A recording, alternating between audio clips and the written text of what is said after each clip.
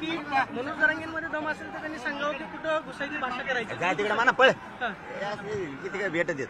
मी त्याचं बोलत नाही, त्या तिकडे बघत नाही तू कोण आहे केवढ्या. जाती तेड काय निर्माण केला. संतोष भैयाला न्याय द्या म्हणतो. ठीक आहे, जातीवाद आहे का? ठीक आहे, जातीवाद आहे. गोरगरीब मराठ्याला आरक्षण मागतो हे काय जातीवाद आहे? संतोष भैया देशमुखांच्या भावाला धनंजय देशमुखांना धमकी दिली. बोलायचं नाही का? मी जातीवाद आहे का? माजोड्यासारखा ते धनंजय मुंडे सांगतोय वाटतं यांना बोलायला बाकीच्या ह्यो धनंजय मुंडे सगळा करायला लागलाय. ह्यो त्याच्या त्या लोकांना सांगतोय, काही लोकांना, कारण त्यांच्या जाती सुद्धा खूप चांगले लोक आहेत. हे काही लोकांना सांगतोय, बरळायला लावतोय.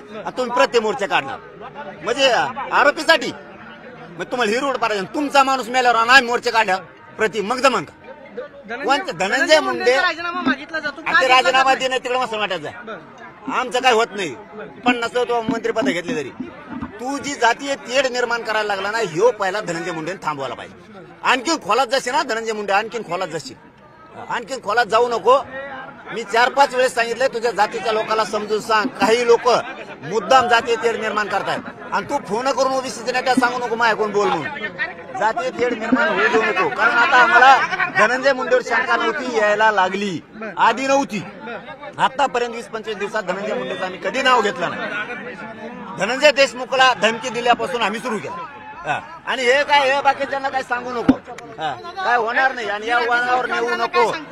जर कुटुंबातल्या सदस्यांना धमकीचे अशा पद्धतीने आज बोलतो ना मी, आज मुख्यमंत्र्यांना बोलतो.